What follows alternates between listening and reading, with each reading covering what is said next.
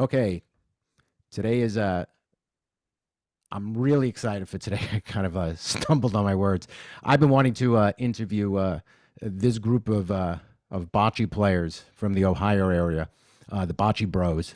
Um, without really getting into it, because they will get into it. Why don't you introduce yourself, and we'll go from there. Yeah, absolutely. Good. Thank you for inviting us. So I'm Anthony Cugini, one of the founders of the Bocce Bro. I'll pass it over to. Mark, it's a pleasure to meet you. I'm Carmen Marinucci. I'm one of the members, and I'm out of Youngstown, Ohio. Okay, and there's two more of you guys, right, that aren't Two here. more. Okay. Yep. So that's Dante Level and Chris Level. They are from Youngstown and they live in Columbus, where I reside also. Okay. So we're just going to kind of dive right in. Um, we've run into each other at Anthony and myself have run into each other at tournaments throughout the country, and that's how we kind of got to know each other. Um, without kind of going down a real deep rabbit hole, because I'm going to let you do that. Um, a lot of people have been asking because they see you on Instagram, they see you on Facebook. I mean, they see you guys all the time when anything is mentioned about bocce. Your stuff comes right to the forefront on all of the social media sites. You guys do a phenomenal job at what you do. I mean, it's top shelf. A lot of the people are asking because you guys are fairly young in this sport. How did you guys get started in this whole social media thing, and how did you guys kind of sort of corner the market on everything to do with promoting bocce ball? Yeah. I'll start. I'll let Carm kind of throw in pieces of the story that I know he definitely can explain a little bit better. So I guess I'll start with just starting playing bocce just first off. So I think we all four of us, the Bocce Bros, come from a family that has played bocce for a long time. So one, it naturally fits within like who we are and what we've done. But about a couple years ago, I think it was 2020, maybe 2021, somewhere around there. I went to a tournament in Youngstown, the MVR, so a very famous tournament, which we'd love to cover a little bit later about what they're doing this year. And Dante and Chris, the other two members, were wearing a Youngstown bocce sweater. And a lot of people were asking, like, man, that Youngstown bocce sweater, like, where'd you get that at? How do I get one of those? That kind of turned my light bulb on. But I'm going to turn it over to Carmen on kind of how it blew up even more on social media. And then I'll kind of come back to where then we started the company. So go ahead, Carmen, if you want to maybe explain what happened with that.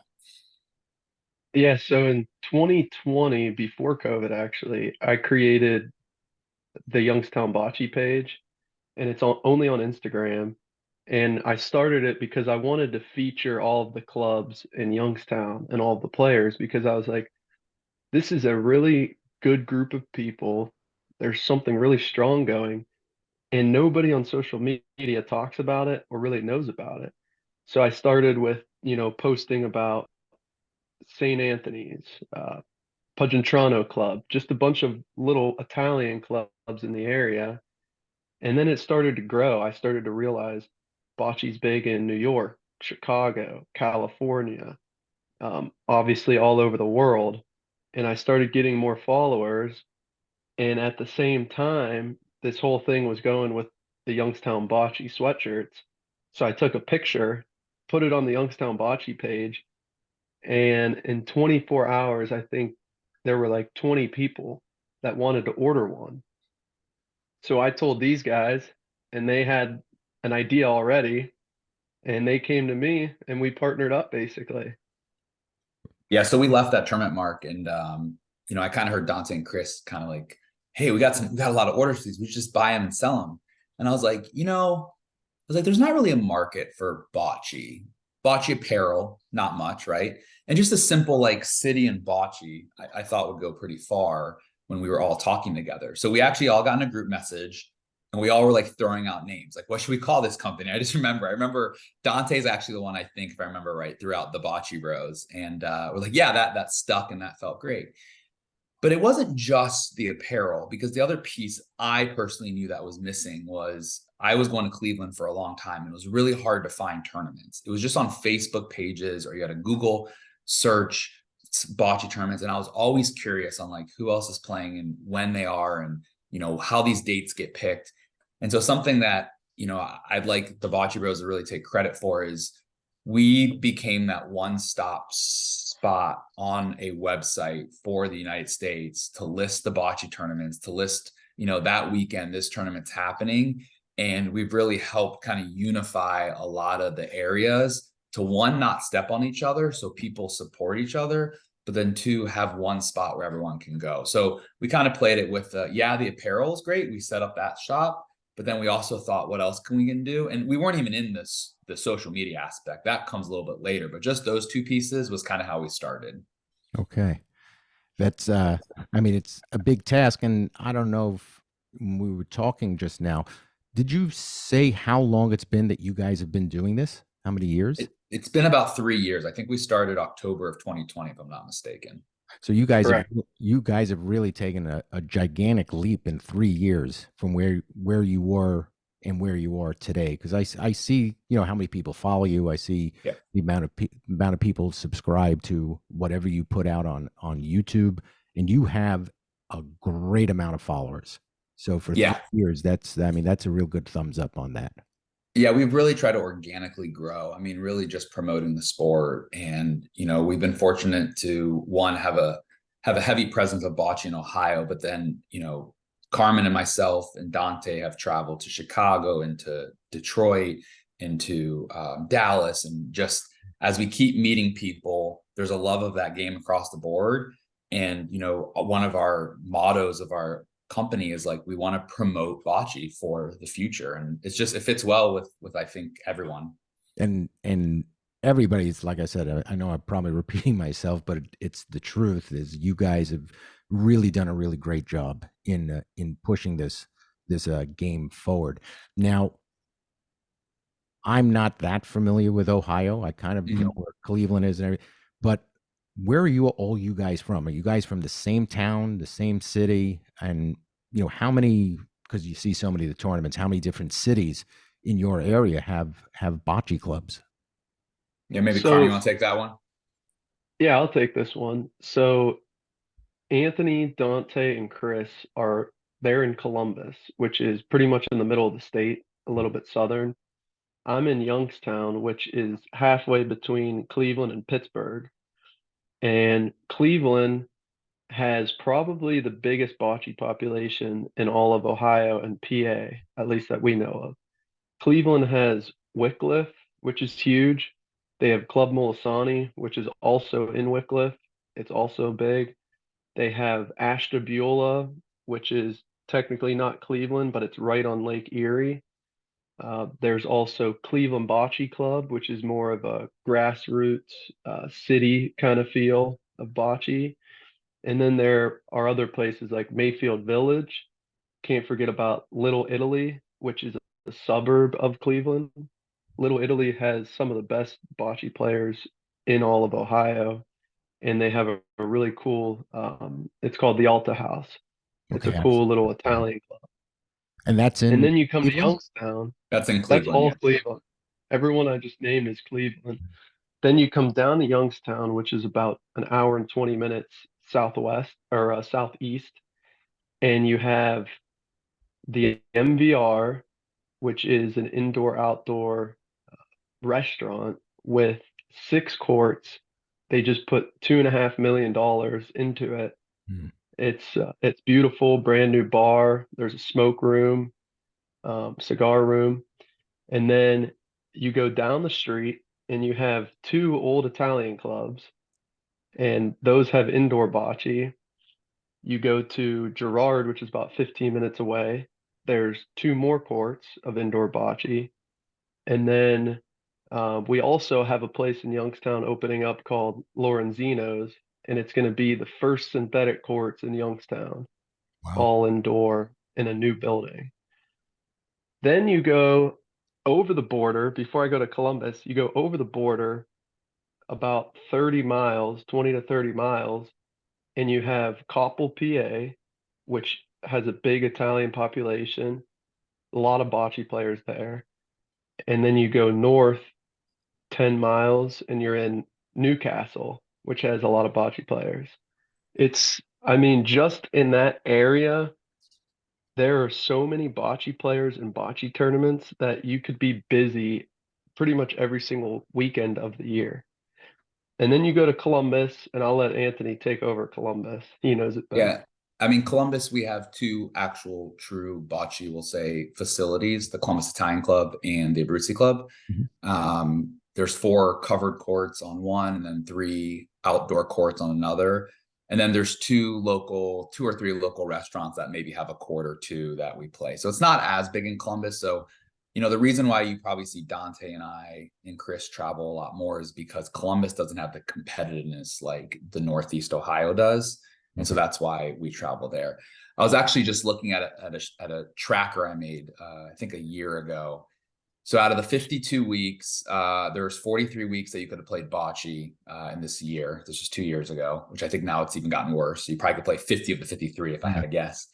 And of those 43 weeks, 8 were in Youngstown, 17 were in Cleveland itself. So, I mean, you can kind of see Cleveland houses a lot of the tournaments that you probably see us stream.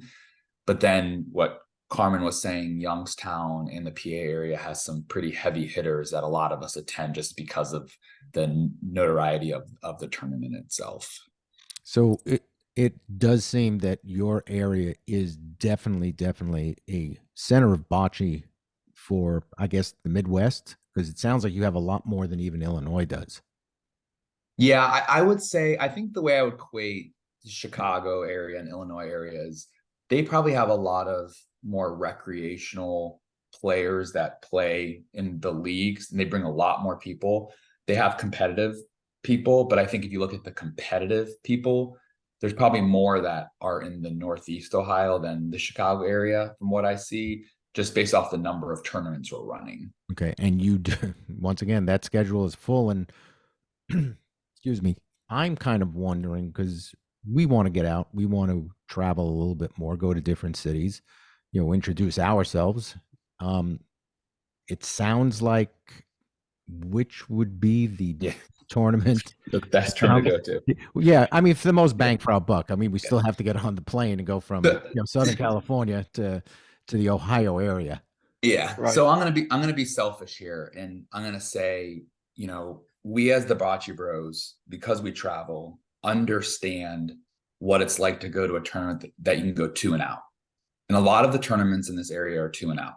Okay. And there are some that we absolutely would recommend for the experience and the people because of just, the history and the amount of things that this tournament has done for bocce itself. But in December, we, the Bocce Bros, will run the Bocce Bros Cup, which will guarantee a minimum of 4 games. Okay. At a location, either in Cleveland or Youngstown, still to be determined. But that's the tournament that I would go to from the out of towners, because we understand the travel, the time, the money, and then only playing 2 games possibly and going home. It's not the best of experience.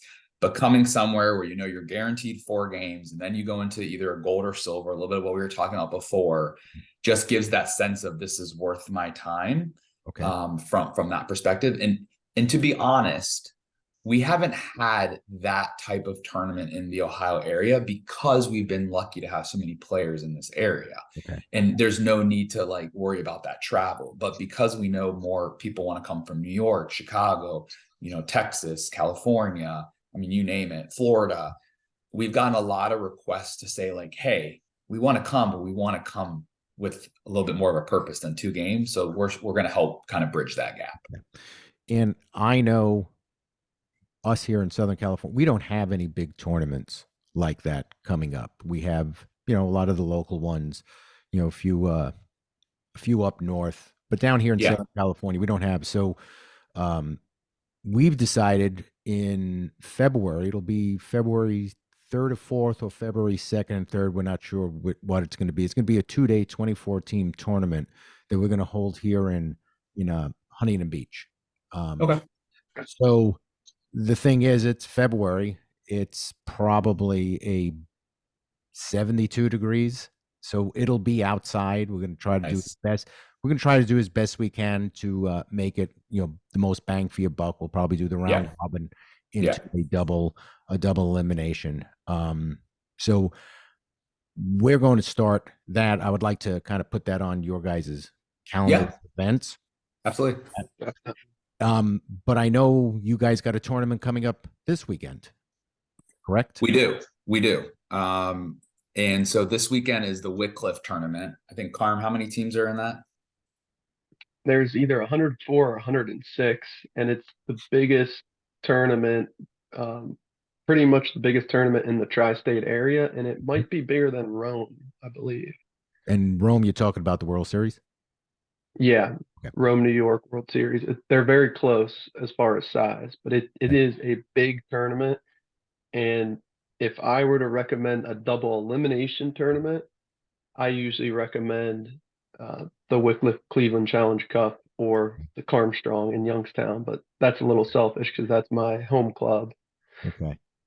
And before And we well, just to start, frame it up, the Wycliffe tournament, the reason why they can house so many, the World Series has, I don't know how many courts they have. They have quite a bit. I think 12, maybe. I can't remember okay. top of my head. Yeah. Wycliffe has 9 covered courts. So with the luxury of having 9 covered courts, they do like 104, 106 men's team. And then I forget how many women's team, Car, maybe like 20, 16.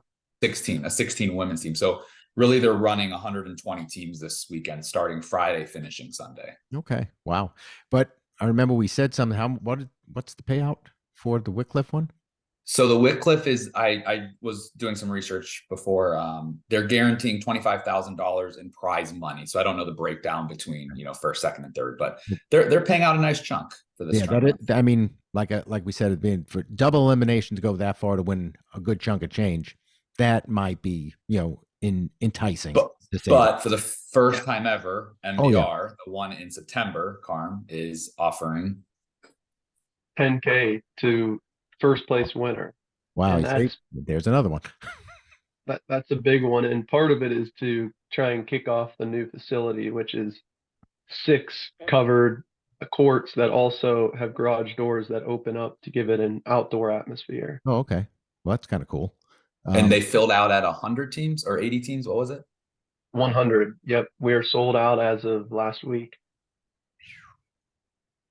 That's And that one's a little different. That one's a flighted. So there's 2 different ways we do tournaments in Ohio. We do just a straight up double elimination where you show up, maybe a Friday, you play a game, then you play Saturday, you might be eliminated, you might continue, and you probably go to Sunday. The other way to do it is you pick a night. So you either pick, Wednesday night, Thursday night, Friday night, Saturday morning, or Saturday afternoon. So that's 5 different brackets. So there's 5 brackets of 20 teams. And then they'll take you to the top, make it up 2, 3, or 4 from those brackets, and they'll go to Sunday. And there's 2 different ways that people run the Sundays, which is a fun debate here in Ohio. You can either go back clean slate. So if you make it out of your bracket, you go back clean slate. So that means you're playing pretty much a double elimination on Sunday. Or there's tournaments where if you would have lost one of your games in your bracket, you carry that loss to Sunday. So sometimes the fun part is, like, if you drive 2 hours away and you end up losing, but you make it out, you might be driving 2 hours for one game on Sunday. Yeah. So might lose and have to drive back again.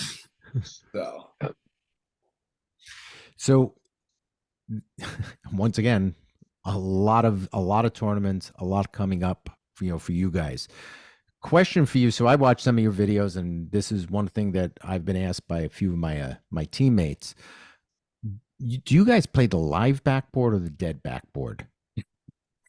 So I like to say the Bocce Bros will play whatever we show up to play, but I have grown up on live backboard. Live backboard has just been what I grew up on all my life. I think Club Molisani is actually the only courts in Ohio, if I'm not mistaken, that runs a tournament with a dead backboard. Mm-hmm. But everywhere else is typically a live backboard. So all your tournaments coming up, all live backboard. Yeah, so we haven't decided for the Bocce Bros Cup because we kind of get to make those rules. So we'll kind of decide on that one. So TBD if we'll be live or dead. Depends on who we want to piss off. So we'll decide. So which one do you guys like better, the live or the dead backboard? Well, For me, I mean, I do think that dead backboard is a little more of a pure game of bocce. But I mean, specifically, I guess when I think of uh, dead backboard, I think of PVR, which is, or PRV, which is the most pure form of bocce. But Right. for us, like for me, I preferred live backboard, and that's just because that's what I grew up on. It's a whole different element. A lot of people think it's luck, and sometimes it is, but as you play at these places, you learn the backboard, and it is still very difficult. It takes skill to know how to strategize, but it does give out of town teams an unfair disadvantage Mhm. because you're playing against teams that play that backboard at all times and know exactly what it's going to do, where it's going to go. So for big tournaments, I, I'd probably say be a little controversial. I like dead backboard for big tournaments. Okay. Yeah, I'm with Carm. After going to Chicago and playing the Nationals, and playing on some other tournaments with dead backboard, I think the skill really shines with dead versus live, where if you make a mistake on a live backboard, you can be rewarded then by taking back, the Polino or another ball. Where the dead backboard, you have to be more strategic and you really have to think about, well, now if I burn another ball, what does that mean to the frame? So I'm probably more in Carmen's boat after playing a little bit more of dead. But if you asked me this 5 years ago, I'd have been like, what are you talking about? What does dead backboard mean?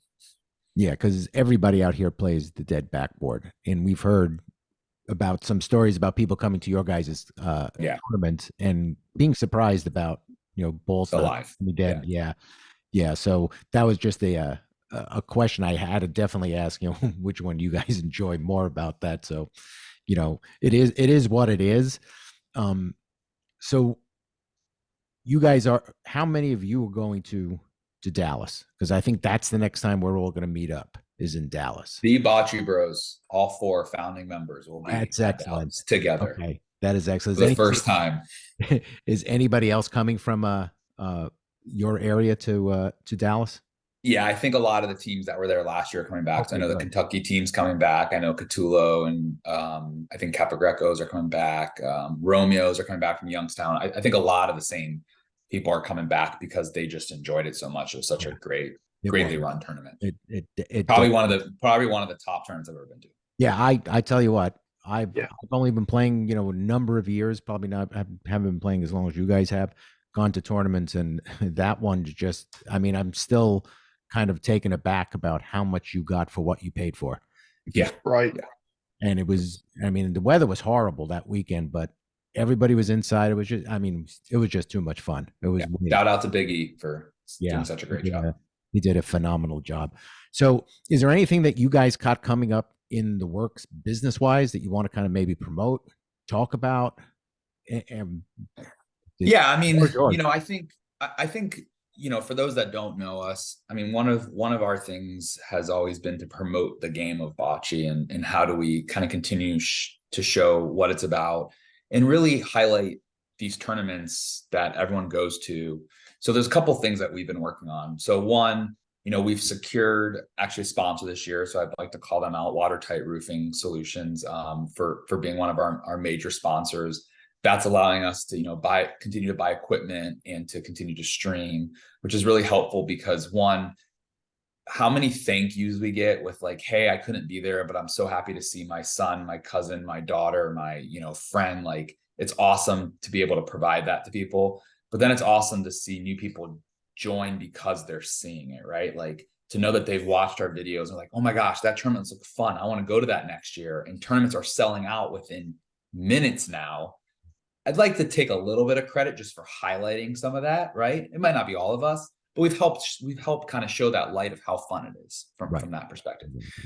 I think the other piece that we're working on is, I think 2 or 3 years ago, we started tracking actually all the wins of people. So I don't know if you see kind of our posts, but Mhm. no matter what tournament we're at, wherever it's at, as long as it meets the criteria, we kind of are tracking who's winning and how many they've won.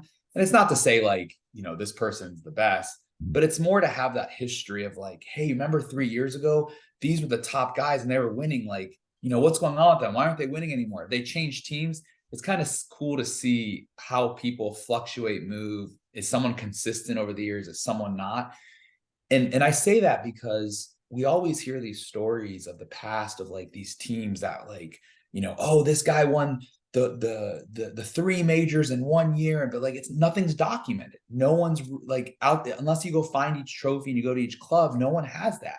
Right. So we really just want to kind of put that stamp. So like 10 years from now, 15 years from now, when we're arguing at a little table, we're like, let's go pull it up. Let's see if you were right or wrong. But those are probably the two things that, I'd like to highlight. I don't know, Carm, if you have something, but those are things that I know that, we've been really pressing hard on. Yeah, I mean, one of the things that we've always tried to do is try and involve the younger generation, because we all learned from our fathers and a lot of us our grandfathers how to play the game of bocce, and it was awesome. Those are memories we'll never forget. I still play with my father, which is always a great time. But in the past, bocce's been seen as an old man sport, Right. and we want to show that not only is it not just an old man sport, it's a younger person sport, it's a women's sport, men's sport, old, young, anything in between. And I think that's where our social media thrives. Mm-hmm. It sometimes there are memes, there are videos, things that we're trying to catch the attention of the younger generation. Right. Build up matchups. People love the UFC because of all the build up, Mm-hmm. and we try and do that with bocce, and I think it makes it more fun for the younger generation. And a lot of times I see like these random guys that I know from the club never played a tournament. They're like, "Oh, we have our power team. We're coming in. We're Mm-hmm. gonna beat this team. These guys are on the list. They won the last one. We're gonna get them." And it builds a very fun, Yeah. competitive atmosphere. And we're trying to figure out different ways that we can do that on social media and with our YouTube page. Yeah. I mean, this is the wave of the future. Um, I'm 61 years old. I got into this pretty late, and I have to thank Anthony because we sat down in Las Vegas and he kind of ran me through a bunch of stuff to get this thing up and going. I can't even believe I'm actually doing this. Um, so much Isn't research. it fun though? Oh, it's great. It is absolutely. I'll tell you what. A funny story. So we were in Kansas City this past weekend, and I'm just kind of walking around. I'm videotaping. I'm doing my thing, and there was a table of you know maybe 60, 70 year olds that are playing in the tournament. It looked like two teams, few women, few men, and I'm walking past, and this one older woman starts to tap her friend, and she's pointing at me, and I kind of like look, and she goes, "You're that podcast guy." So they were listening to what this is going to be the seventh episode, so they've been listening to all of them, and it's kind of just weird to go to a place that you've never been before, and somebody just goes, "You're that podcast guy." Yeah. And but that's the only way this thing is going to grow. There's no reason, and I don't know how many ESPNs you watch or you see on ESPN Ocho the other day. It was like knife throwing. It I'm not understanding how come this is not on. And that's why I do appreciate what you gave to me in knowledge and to get these things going. And you guys are, I mean, you guys are setting the standard. You're setting the bar really, really high, and everybody should try to reach that bar, because otherwise we are never, ever, ever going to come together as a community and make this game what it should be. Yeah, So no, I appreciate that. And, kudos to you for starting it and actually doing it, because people do like to listen and people do like to hear about this stuff. And, it's just one of those things where once you start, it just gets more fun and fun. And, I can't believe it's been 3 years, but it just flies by.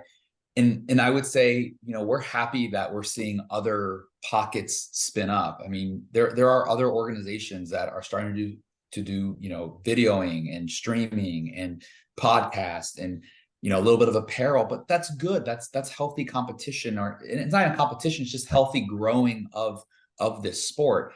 I mean, trust me, this doesn't pay our bills, right? We do this all for fun. We Yeah. probably actually lose money in the Yeah. end of the year, because I do the taxes, so I know that we're barely scratching by. The apparel pays for our website. The sponsors pay for our streaming stuff, and after that, it's our own dime. But to say the least, connecting the cities, meeting the guys from St. Louis, meeting the guys from Chicago, the guys from Detroit, the guys from Canada, right? Like the guys from Florida. We went to Florida and played in their tournament, and it was awesome. Like just being somewhere else and seeing how they operate. But getting everyone together now is kind of, I think, that next step, and we all kind of have to carry that on. I think to your comment around the ESPN piece, I will say there's not a lot of uniformity around the rules still. There's a lot of different things that happen. And I don't know if we're ever going to get to a spot where the clubs are all going to align, because I don't know if they need to. I just think at some point, to get to that next level, a ground set of rules and ways that we have to operate kind of need to be aligned. And I think we'll get there. I think there's a lot of people engaged now that will get there. But it'll just take some time. I mean, like everything, right? It's just kind of going to grow. And the other piece is kind of what we're doing. Give those tournaments that give value for people to travel and see other people. And then once we kind of start that rotation, I think it'll just continue to get better and better. Right, because a lot outside of the just actually playing the game, it's a very, very big social aspect. I mean, Yeah. you're at these tournaments, you are sitting a lot besides playing, and you start to get to know people, and you become friends, and you like to see them at other tournaments. Yeah. It right now, and you guys are probably a little too young for this, but back in the day, wrestling had different territories. Like all the wrestlers didn't wrestle in one territory. Then in came Vince McMahon, and he started the WWE, and what we know of wrestling now wasn't back then. And Yeah. that's kind of sort of where we are right now. We are territories. You got you guys in Ohio, the Northeast, the Southwest, the Northwest, and everybody kind of runs their own program. And what we need now and you guys are the ones that started this, we need more unity of everybody from the different territories Yeah. becoming one, and that's when we'll take that next step to Yeah. something much bigger than it is Yeah. now. We have to. Yeah. And 2 years ago, it's a lot of time. So I think that's the other part. Like it takes a lot of time. And 2 years ago, we were going to start something where we're going to have each territory kind of have, a singles champion. And we were going to bring all the singles champions together for like kind of like a final, who's the best of the best in the USA, which would be great to do. Right. But then when you play the little singles, it is a little boring. It gets a little, by yourself. So, we want to do that obviously with a 4-man. I think we'll get back there to that next year, because it'll be cool to have like the best of each either state or territory to come together and then play against each other. And really you have to come out of your bracket. Right. The part that we're fighting is we're all Italian, we're all hardheads, we all have ideas, we all think we have the right way. So kind of have to balance that a little bit. But I have full confidence that we know all the right people, we're connecting with the right people. And the next step is really just communicating, working it out together. It's not for one person. It's not for one company. It's not for one organization. This isn't about money. This is about growing the game. Right. And I think if we can keep that kind of motto of like, guys, this is about growing a game. It's not about money or anything. I think we can all get there because everyone knows it's for the greater good, not just for one organization. Right. I mean, that's how I see it. And, that's what we do. Like a lot of the things we stream, we do it because we love the game. We don't do it because we make money. Trust me. Like we do it because we want to share, and we get those messages after. And it's so nice to like, just to see that. Like, I can't tell you how many thank yous we've all gotten. And now it's like, if you go to a tournament and no one streams, we get yelled at. We're like, hey, like, why aren't you streaming? What are you doing? Exactly. I was packing some stuff up on Saturday, because we had the hurricane coming. So I was trying to get out of the tournament, and because we lost right away, and somebody said, "Who's gonna be streaming?" Yeah. You got an iPhone, pick it up, just put it onto our Facebook page. So right. But once again, if there's anything you guys need from out here, please let us know. If you're ever out this way, please let us know. And to top it off too is please, when you see those dates, I would love to see a team from your area coming out here to Southern California on that weekend. That would kind of like top things off with that. Yeah, absolutely. I mean, the bocceBros.com, the bocceBrothers.com, we own both domains. So, go, if you don't know how to shorten it to BROS and go to brothers, still hits our site. Okay. Let us know what tournaments you want us to put on our tournament tracker. Again, that's for everyone. It's not just for the Northeast Ohio. Okay. We have tournaments in Chicago and Missouri on there, and Dallas and Florida. We all collaborate together. We try not to step on each other's date, but sometimes it's hard because not everyone travels, right? Mhm. So that site alone is really promote the tournaments across the United States. And then we also started the free agent portal, which has been awesome. So if there's a tournament where even if you want to just try to get in, sign up for the free agent portal. You just buy a ticket, $0 on our website. We get your name, we'll get asked for your picture, what position you play, and then we'll put you on the free agent portal. And we've had multiple people get picked up on the free agent portal because something always comes up, someone always drops out, and it's nice to know There it is. who's available. I mean, just for instance, we had someone from Cleveland get picked up on a Rome team, and he ended up third place in Rome, never playing with that team. I mean, that's Cool. pretty cool. Yeah. That, he was on the free agent portal, didn't have a team, got picked up, and they went to third. Oh, well. So It's not a bad thing, especially if you're from further away, because let's say you get yourself on that portal and you're in the area just on, hey, there's a tournament coming up. Maybe I could right. play, Yeah. Once again, that's very innovative. You guys are once again the cutting edge on that. If there's anything else that you want to kind of send out there, I know we're watching Carmen kind of go through his the free agent portal. Yeah. free agent portal thing. If there's in any of this stuff that we've just spoke about, I'm going to put into the details with your web address and the whole thing. Yeah. So when Yeah. people look down there, they could see it. You have a podcast too. Is there? Yeah. I mean, so we run a podcast, the Bocce Bros. We have a YouTube channel. I think we're over 10,000. How many subscribers we have? Carm, we're over. We're over 1,000. 1,000 subscribers, right? 1,000 subscribers. We have our Instagram. I think we hit 3,000 the other day, if I'm not mistaken. And that's at the Bocce Bros for both TikTok, Instagram, and I think YouTube as well. Yep. I mean, so, we really try to stream on all platforms, to Carmen's point earlier, cater to everyone. We go to Facebook because sometimes older generations still on Facebook. So we try to stream games there. We go to Instagram. We try to go to YouTube. Like, we kind of share the wealth because we just know there's people everywhere. And just like we love to interview people and learn about their story and just share it and put it out there. Yeah. And that's what it's all about. This is a great way, a platform for everybody to kind of get to know each other, because people who watch this, they'll end up at a tournament and go, oh, I remember he spoke to him. I remember that guy. I remember that guy. The community becomes smaller, which right. is good for us. Which, speaking of, let me tell the story of Mario Lopez real quick. Oh, yeah. Yeah.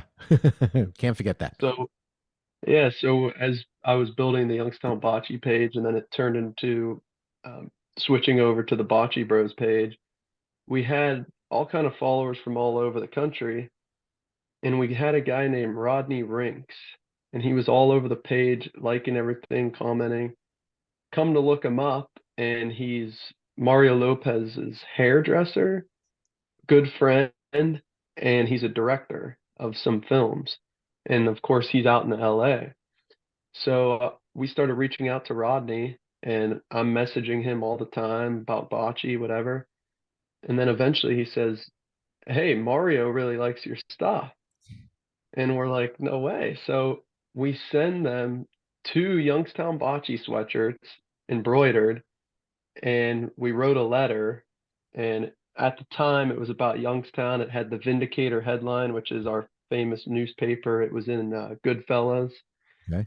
And so we send the letter, and they send a video back of Mario reading the letter and talking about his connection to Pittsburgh and to bocce and to Italians. It was so cool. So we posted the video, And I mean, it led to like 800 sales over the course of a year. Like it just everything just took off as far as that sweatshirt.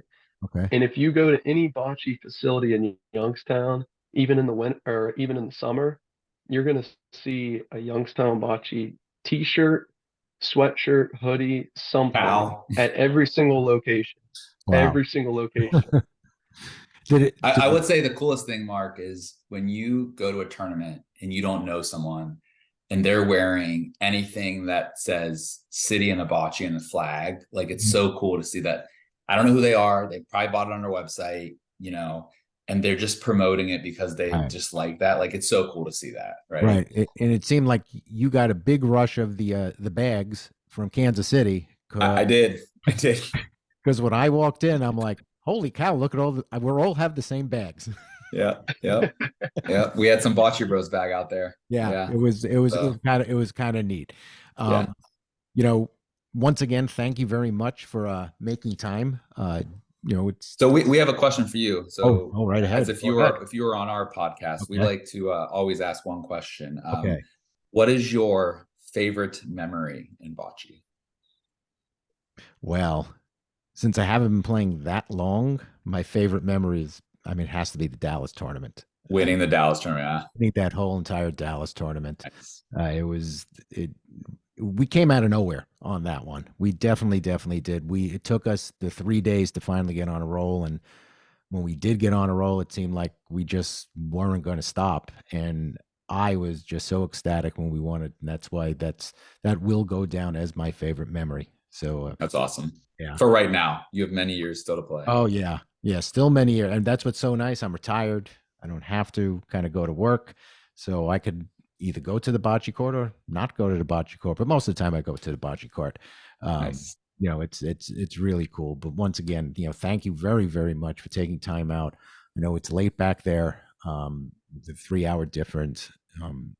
Good luck this weekend. Have fun. If I don't see you, before, I'll see you guys in November. Say hi to everybody that I've met in your circle. And once again, I tip my hat to you guys. You guys are doing an outstanding job. You are definitely an inspiration to other people that are trying to get this thing up and running. So thanks Appreciate again. it. Thanks, Mark. Mark, thanks for the opportunity to reach out to the West Coast and get some exposure out there. We really appreciate that. Yeah, and like I said, anything you need out here, give us a holler. Doors open for you guys. Okay. Thank you. Not a Appreciate problem. it. Not a problem. Let me